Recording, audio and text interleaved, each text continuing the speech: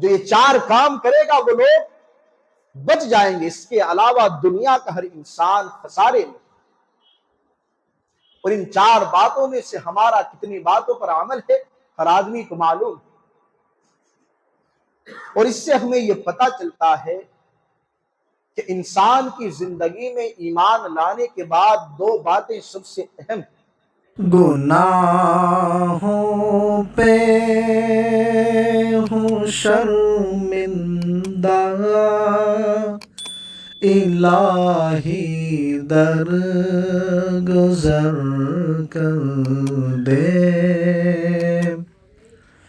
بڑا مجرم ہوں میں تیرا، الہی در السلام علیکم گزر ورحمۃ کر اللہ وبرکاتہ۔ دے۔ بسم اللہ الرحمن الرحیم۔ الحمد للہ نحمده ونستعینه ونستغفره ونؤمن به ونتوکل علیہ ونعوذ باللہ من شرور انفسنا ومن سیئات اعمالنا،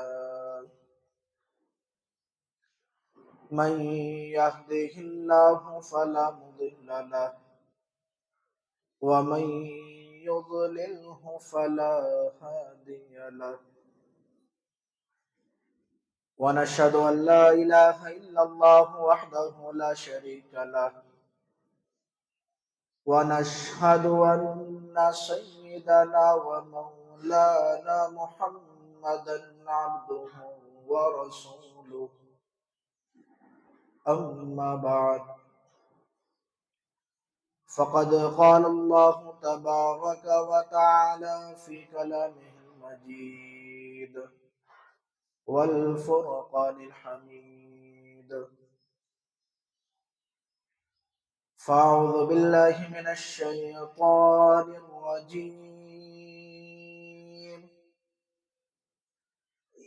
بسم الله الرحمن الرحيم،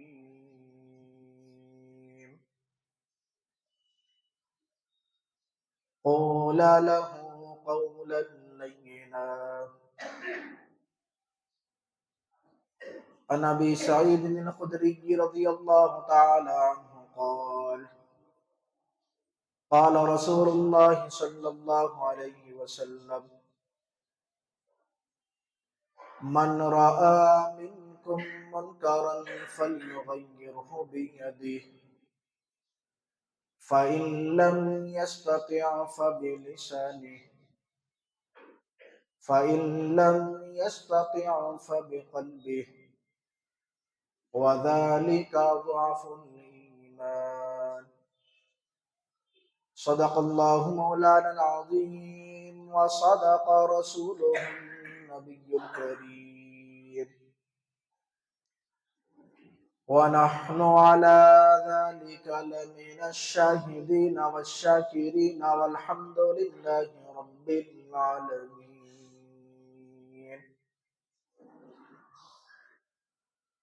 معزز سامعین کرام،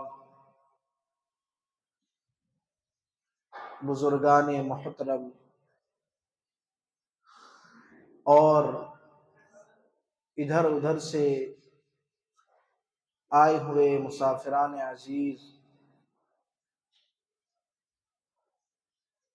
آج جو حالات دنیا کے ہیں اور خاص کر دنیا کے اندر مذہب اسلام کے نام پر جینے والی ایک قوم کے جو حالات ہیں، جو اپنے آپ کو مسلمان کہہ کر اپنی زندگی گزار رہی ہے، اس کے حالات کیا ہیں؟ سبھی کو معلوم ہے دنیا کے اندر جتنے حالات فی الحال خراب ہیں، ہر اعتبار سے اب سے پہلے کی تاریخ میں شاید اس طرح کے حالات کبھی خراب نہیں ہوئے اور نہ ہی بنے، لیکن آج ہم لوگ سمجھتے ہیں کہ دنیا نے بہت ترقی کری، سائنس نے بہت ترقی کری، اور اس میں کوئی جھوٹ بھی نہیں ہے، ترقی تو ہوئی ہے۔ ایک وقت ایسا بھی تھا کہ لوگ دور دراز کا سفر کرنے کے لیے یا تو اونٹ وغیرہ یا گھوڑے کا یا کسی اور ہاتھ سے بنائی ہوئی لکڑی کی گاڑی کا استعمال کیا کرتے تھے۔ تو ایک زمانے میں جو سفر کئی دنوں میں طے ہوا کرتا تھا، آج دنیا نے ایسی ترقی کی کہ اب وہی سفر چند گھنٹوں میں طے ہو جاتا ہے۔ آپ یہاں سے دلی جائیے تو آپ کو، اگر آپ ٹرین سے جائیں گے تو 2 دن لگتے ہیں۔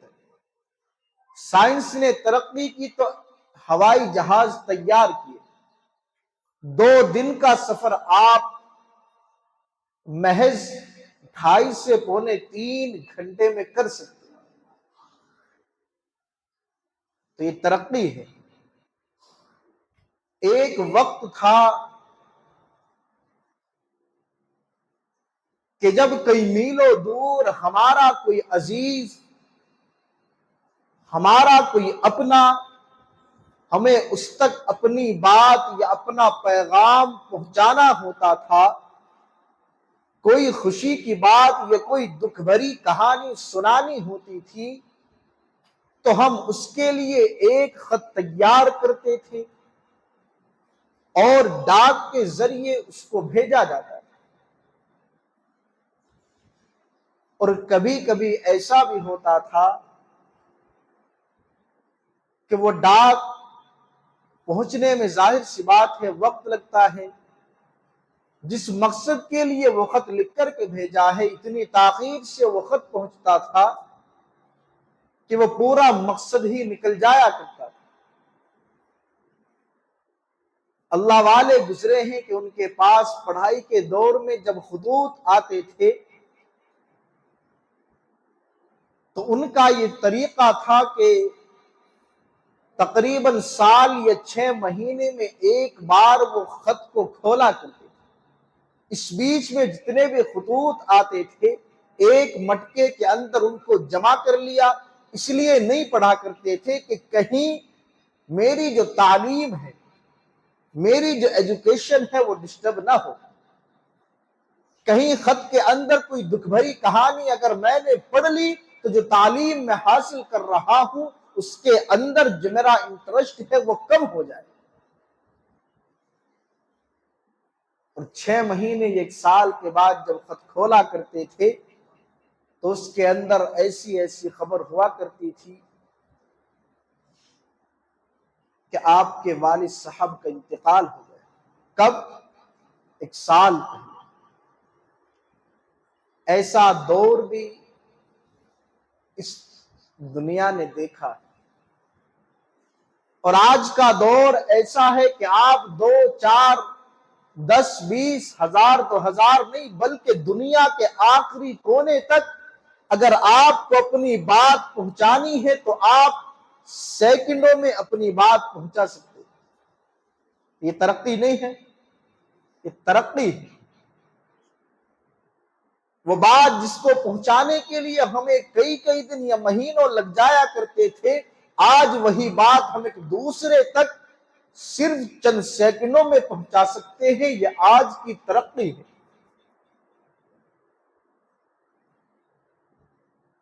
تو یہ تو وہ چیزیں ہیں جو اچھی ہیں، اس میں غلط اور برا کچھ بھی نہیں ہے، یہ تو وہ چیزیں ہیں کہ جنہوں نے ترقی کی اور یہ اچھی چیزیں ہیں. اچھی چیزوں کے ترقی کرنے میں کوئی مشکل نہیں، کوئی مسئلہ نہیں ہے، لیکن وہیں پر کچھ خراب چیزیں ایسی بھی ہیں کہ جو بھی باقاعدہ اچھی چیزوں کے ساتھ ترقی کر رہے ہیں.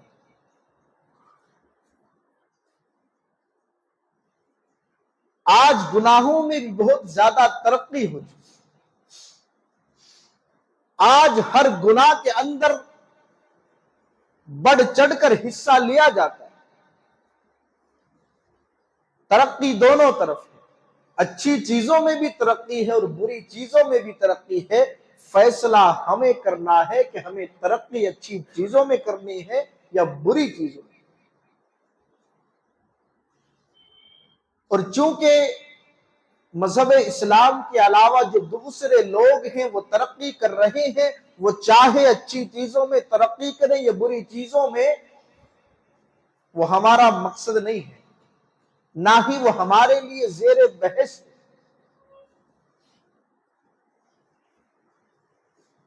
ہمارا جو سوال ہے، ہماری جو بحث ہے، وہ مذہب اسلام کا ٹائٹل لے کر گھومنے والے مسلمانوں سے ہے کہ جن کو ترقی تو اچھی چیزوں میں کرنی چاہیے تھی مگر ترقی ہو رہی ہے گناہوں میں. اس کو ترقی نہیں کہتے، اس کو تنزلی کہتے ہیں. تنزلی کا مطلب ہوتا ہے کہ آدمی اوپر سے نیچے گرنا، آدمی فائدے سے نقصان کی طرف چلے جانا، آدمی کا اچھی چیزوں سے بری چیزوں کی طرف چلے جانا، اس کو تنزلی بولتے ہیں. اور آج ہم اس کو فیشن کا نام دے کر ترقی سمجھتے ہیں. تو جہاں دنیا اچھی چیزوں میں ترقی کر رہی ہے، وہی مسلمان گناہوں میں ترقی کر رہا ہے. اللہ کے رسول صلی اللہ علیہ وسلم کی حدیث ہے، چونکہ اللہ رب العزت کو پہلے سے معلوم تھا کہ ایک وقت آئے گا کہ غیر تو اچھی چیزوں میں ترقی کریں گے مگر مسلمان گناہوں میں ترقی کرے گا. تو اسی لیے اللہ نے اس کے حل کے انتظامات بھی پہلے ہی فرما دیے. تو اللہ کے رسول صلی اللہ علیہ وسلم نے ارشاد فرمایا، من رعا منکم منکرا فلیغیرہ بیدہ، کہ جب تم میں سے کوئی شخص کسی برائی کو، منکرن کا مطلب ہوتا ہے کہ کوئی ایسی چیز، کوئی ایسا کام جو شریعت کی روح سے انکار کیا ہوا، جس کو شریعت ایکسپٹ نہ کرتی ہے، جو اسلام کی نظر سے دیکھا جائے تو غلط ہو، ناجائز ہو، حرام ہو، اس کو کہا جاتا ہے منکر. تو اللہ کے رسول فرما رہے کہ جو شخص تم میں سے برائی کو ہوتا ہوا دیکھے، فَلْيُغَيِّرْهُ بِيَدِهِ، تو اس کے ذمے ضروری ہے، اس پر فرض ہے، اس کے لیے واجب ہے کہ وہ اس کام کو اپنے ہاتھ سے، ہاتھ کا مطلب ہے طاقت سے، اپنی پاور سے، اپنی پاور سے اس کام کو روک دے.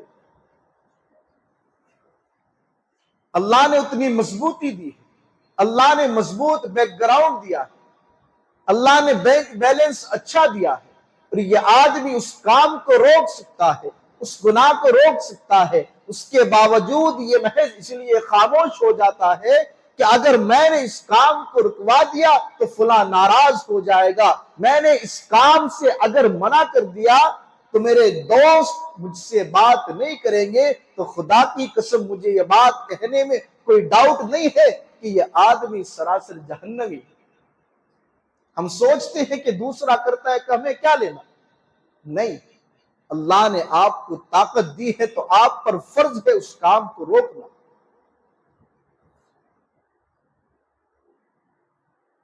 بہرحال اگر اتنی طاقت نہیں ہے، اتنی مضبوطی آدمی کے اندر نہیں ہے، تو اللہ کے رسول صلی اللہ علیہ وسلم نے دوسرا آپشن رکھا ہے، فَإِن لَّمْ يَسْتَطِعْ فَبِلِسَانِهِ، کہ اگر اس کی بھی طاقت نہ ہو تو پھر آدمی اس کام کو یا اس حرکت کو یا اس گناہ کو اپنی زبان سے روکنے کی کوشش کرے، گونگا بن کر نہ بیٹھ جائے۔ اور آج کے دور میں حق بولنے کے لیے زبانیں کھلتی کہاں ہیں؟ سچ بولنے کے لیے زبانیں کھلتی کہاں ہیں؟ یا تو کھلنے سے پہلے وہ پیسوں میں بک جایا کرتی ہے یا پھر کسی کے دباؤ سے ڈر جایا کرتی ہے۔ اور میں پہلے بھی کہہ رہا تھا کہ آج تک شاید دنیا نے اتنا خراب دور نہیں دیکھا۔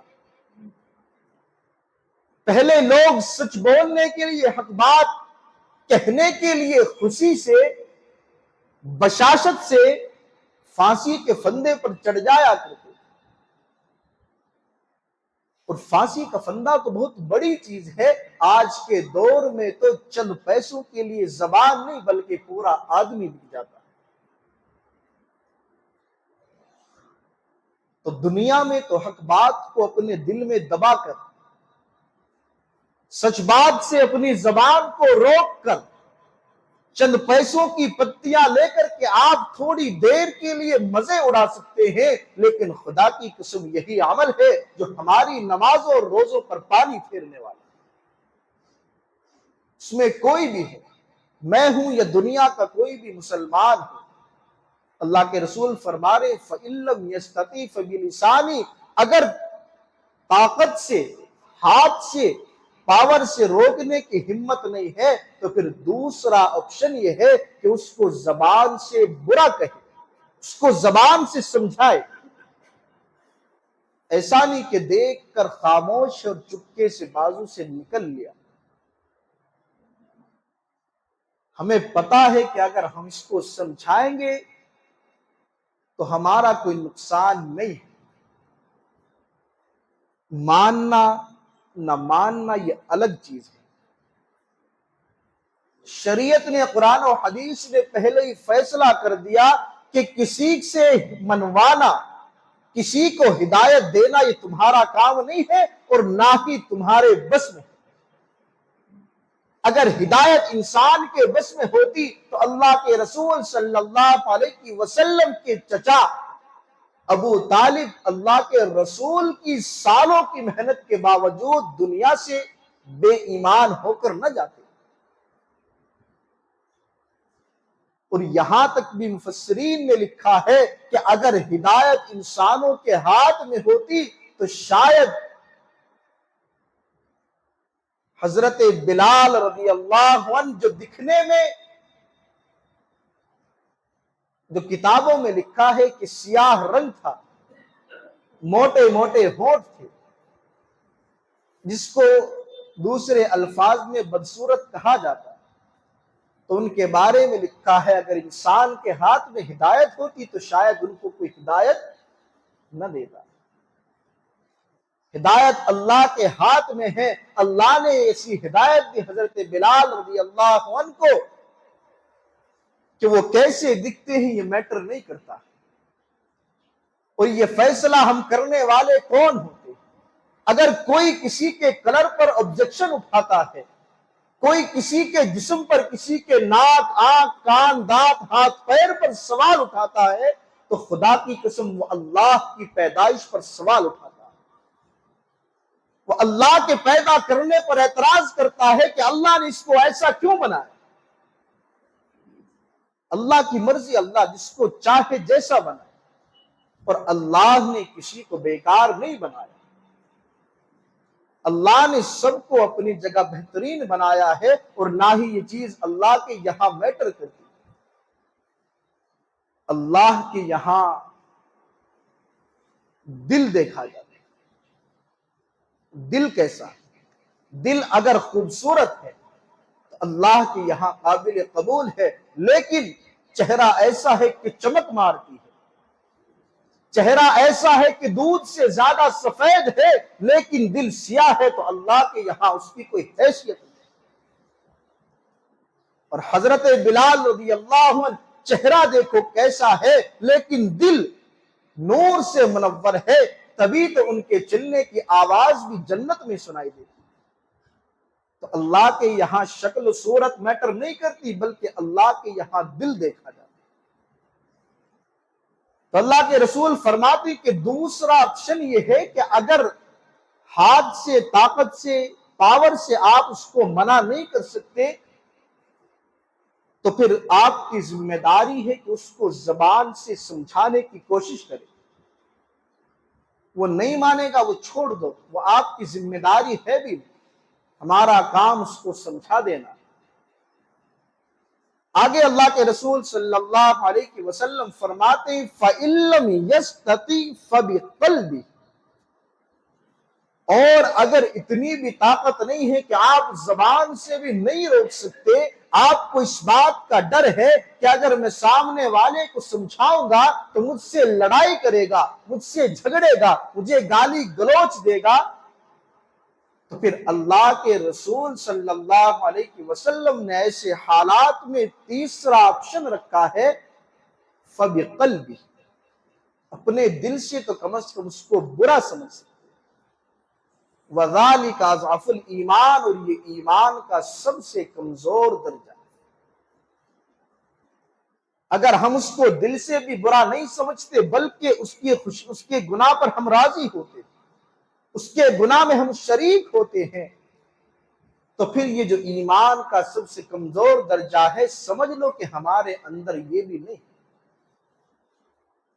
اور آج کے دور میں ہم یہ حدیث سنتے بھی ہیں، سناتے بھی ہیں، مگر عمل کتنا ہے سب کو اپنے بارے میں معلوم ہے۔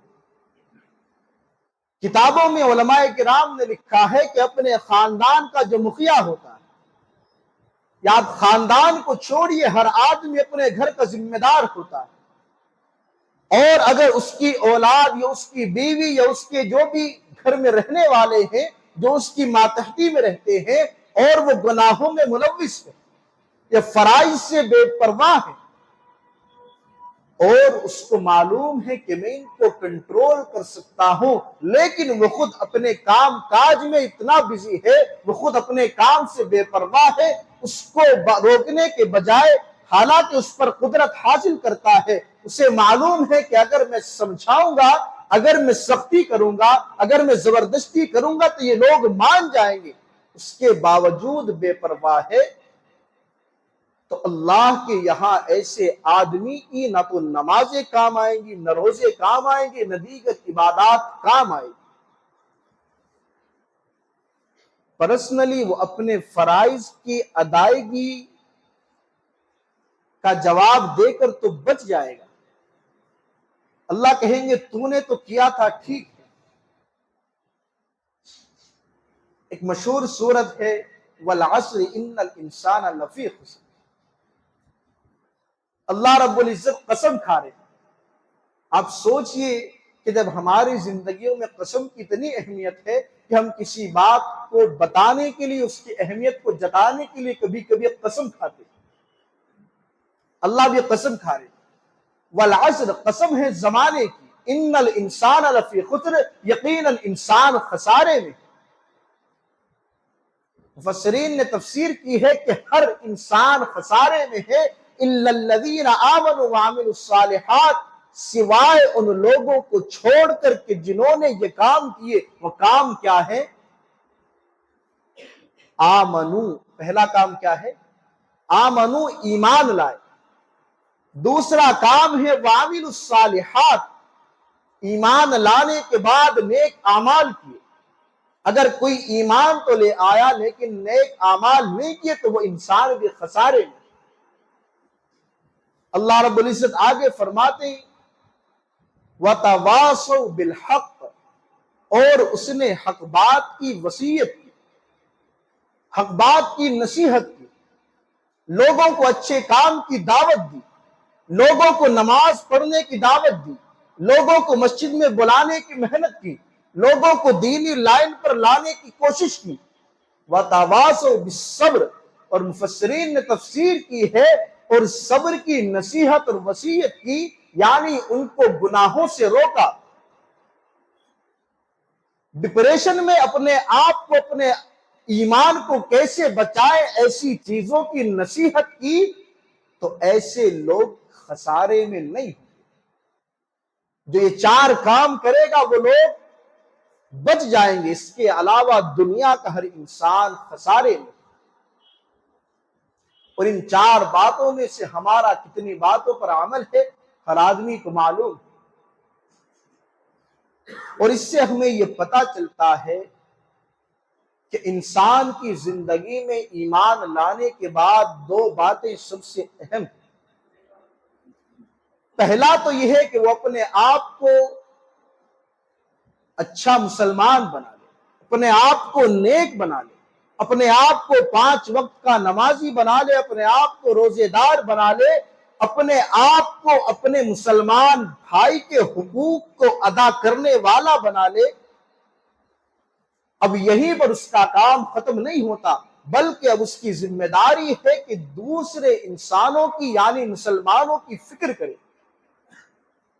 کوئی آدمی اگر صرف یہیں تک یہ سوچ کر خاموش ہوتا ہے کہ میں تو نیک بن گیا، میری جان قیامت کے دن بچ جائے گی، دوسرے لوگ اپنا دیکھیں، تو خدا کی قسم یہ غلط فہمی ہے۔ یہ سوچ انسان کو ہلاک کر دینے والی۔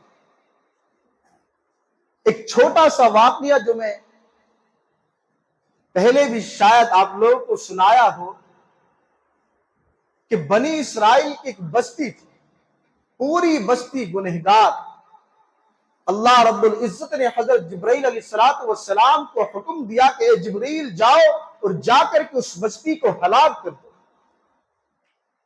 اللہ کے رسول حضرت جبرائیل علیہ السلام اللہ کے حکم کے مطابق آئے، آ کر دیکھا جیسی اس بستی کو تباہ و برباد کرنے کا ارادہ کیا تو فوراً ان کے کان میں ایک آواز آئی، اللہ اللہ۔ سن کر وہ حیران ہو گئے، جا کر دیکھا تو ایک بزرگ ہے کہ جو دنیا و ما فیہا سے بیزار ہے، زبان پر صرف اللہ اللہ ہے۔ حضرت جبرائیل واپس اللہ کے پاس پہنچے، اللہ واپس آنے کی معافی چاہتا ہوں، لیکن ایک بات سمجھ نہیں آئی، آپ نے جس بستی کو حکم دیا ہے اس بستی کے اندر تو آپ کا ایک بہت بڑا برگزیدہ نیک بندہ موجود ہے۔ اللہ فرماتے کہ ہاں ضرور ہے، لیکن جاؤ، جا کر کے سب سے پہلے اسی کو تباہ و برباد کرو۔ حضرت جبرائیل بولے، اللہ یہ بات سمجھ سے باہر ہے، گنہگاروں کو سزا ملے عذاب ملے یہ بات سمجھ میں آتی ہے، لیکن ایک آدمی جو صرف اور صرف آپ کا ہے، دن رات آپ کا نام جپتا ہے، آپ اس کو عذاب دینے کا کہہ رہے ہیں۔ اللہ فرماتے ہیں دراصل بات یہ ہے کہ وہ آدمی دن رات میری عبادت کرتا ہے، وہ آدمی میرے پاس میری عبادت میں اپنا سارا وقت گزارتا ہے، لیکن آج تک اس نے اپنے آس پاس رہنے والوں کی، اپنے بستی والوں کی کبھی فکر نہیں کی، کبھی ان کے پاس دعوت لے کر نہیں پہنچا، کبھی ان کو سمجھانے کی کوشش نہیں کی۔ اس وجہ سے اس آدمی کو بھی عذاب میں مبتلا کر دیا۔ اب آپ بتائیں کہ صرف اپنی نمازیں پڑھ لینا کافی ہے؟ صرف اپنے روزے رکھ لینا کافی ہے؟ صرف اپنے آپ اللہ کا ولی بن جانا کافی ہے؟ نہیں، یہاں تک بھی ہمارا کام ختم نہیں ہوتا۔ ہمارا کام ختم ہوتا ہے دوسروں کو سمجھانے پر۔ یہاں پر ہمارا کام ختم ہوتا ہے اب وہ اس بات کو مانتا ہے یا نہیں مانتا، وہ اس کی مرضی، اس کا فیصلہ اللہ کے ہاتھ میں۔ ایک مشہور شاعر گزرے ہیں فیضی، شاید جو پرانے لوگ ہیں وہ جانتے ہوں، ان کے بارے میں کتابوں میں لکھا ہے کہ ایک مرتبہ وہ نائی سمجھتے ہیں، حجام جو بال کاٹنے والا ہوتا ہے، تو فیضی جو شاعر تھا وہ حجام کے پاس اپنی داڑھی بنوا رہا تھا، اپنی داڑھی منڈوا رہا تھا، تو وہاں سے ایک نیک بزرگ کا گزر ہوا، وہ کہنے لگے کہ آپ یہ داڑھی منڈوا رہے ہیں، جبکہ آپ کو معلوم ہے کہ یہ نبی کی سنت ہے، آپ کو تو ایسا نہیں کرنا چاہیے، آپ کو داڑھی نہیں کٹانی چاہیے۔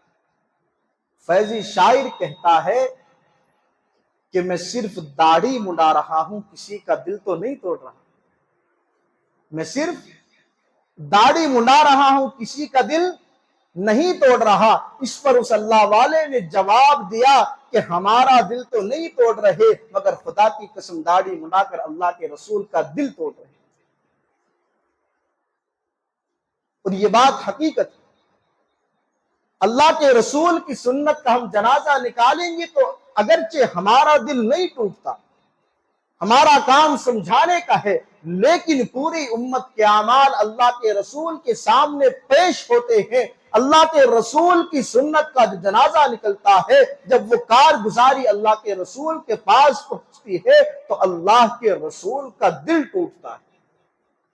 اور جب کارگزاری زیادہ خطرناک ہوتی ہے تو ہمارے گناہوں کی وجہ سے اللہ کے رسول کی آنکھوں سے آنسو بھی جاتے ہیں۔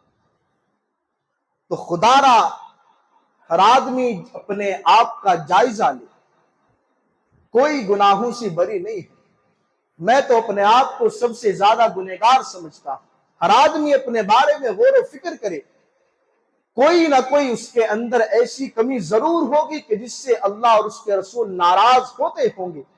تو اس لیے اپنا جائزہ لے، اپنی زندگی کو بنانے کی، سنوارنے کی، سدھارنے کی، سنبھالنے کی کوشش کرے، اور اس ایمان کو صحیح معنوں میں اپنے دلوں میں، اپنے سینوں میں داخل کرے، اپنے ساتھ ساتھ اپنے مسلمان بھائی کی اور اس امت مسلمہ کے ہر فرد کی فکر کرے۔